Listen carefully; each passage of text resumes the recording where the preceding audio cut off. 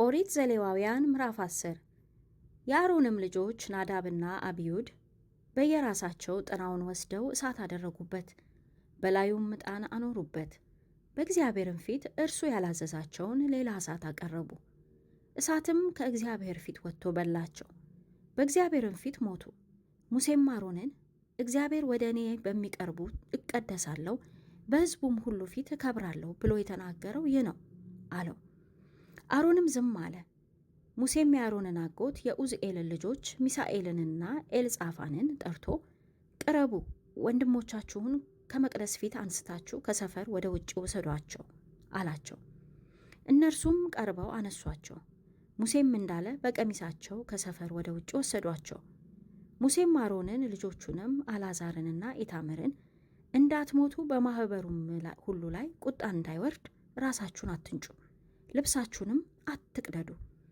እግዚአብሔር ስላቃጠለው ማቃጠል ግን ወንድሞቻችሁ የእስራኤል ቤት ሁሉ ያልቅሱ። የእግዚአብሔር የቅባት ዘይት በላያችሁ ነውና እንዳትሞቱ ከመገናኛው ድንኳን ደጃፍ አትወጡም አላቸው። እንደ ሙሴ ቃልም አደረጉ። እግዚአብሔርም አሮንን እንዲህ ብሎ ተናገረው። እንዳትሞቱ ወደ መገናኛው ድንኳን ስትገቡ አንተና ልጆችህ የወይን ጠጅና የሚያሰክርን ነገር ሁሉ አትጠጡ። ይህም ልጃችሁ የዘላለም ሥርዓት ይሆናል። በተቀደሰውና ባልተቀደሰው በርኩሱና በንጹሑም መካከል ትለያላችሁ። እግዚአብሔርም በሙሴ ቃል የነገራቸውን ሥርዓት ሁሉ ለእስራኤል ልጆች ታስተምራላችሁ። ሙሴም አሮንን የተረፉለትንም ልጆቹን አልዓዛርንና ኢታምርን አላቸው፣ ቅዱሰ ቅዱሳን ነውና ለእግዚአብሔር ከሆነው ከእሳት ቁርባን የቀረውን የእህሉን ቁርባን ውሰዱ፣ ቂጣም አድርጋችሁ በመሠዊያው አጠገብ ብሉት። እግዚአብሔርም እንዲህ አዞኛልና ለእግዚአብሔር ከሆነው ከእሳት ቁርባን ለአንተም ለልጆችህም የተሰጠ ሥርዓት ነውና በቅዱስ ስፍራ ትበሉታላችሁ።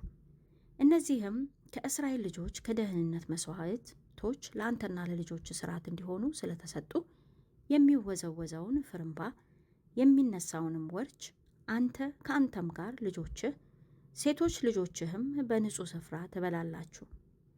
የሚነሳውን ወርች የሚወዘወዘውንም ፍርምባ በእግዚአብሔር ፊት ለመወዝወዝ ቁርባን እንዲወዘውዙ የእሳት ቁርባን ከሆነው ስብ ጋር ያመጣሉ።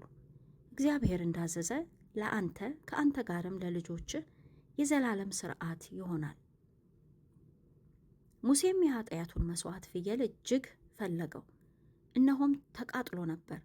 ሙሴም የቀሩትን የአሮንን ልጆች አልዓዛርንና ኢታምርን ተቆጥቶ ቅዱሰ ቅዱሳን ነውና የሕዝቡንም ኃጢአት እንድትሸከሙ በእግዚአብሔርም ፊት እንድታስተሰርዩላቸው ለእናንተ ሰጥቶታልና ስለምን የኃጢአትን መሥዋዕት በቅዱሱ ስፍራ አልበላችሁም?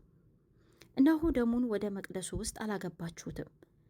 እኔ እንዳዘዝሁ በቅዱሱ ስፍራ ውስጥ ትበሉት ዘንድ ይገባችሁ ነበር አላቸው። አሮንም ሙሴን እነሆ ዛሬ የኃጢአታቸውን መሥዋዕት የሚቃጠለውንም መሥዋዕታቸውን በእግዚአብሔር ፊት አቀረቡ፣ ይህም ሁሉ ደረሰብኝ። ዛሬስ የኃጢአት መሥዋዕት በበላው ኖሮ በእግዚአብሔር ፊት መልካም ኖሯልን? አለው። ሙሴም ሰማ፣ በፊቱም መልካም ሆነ።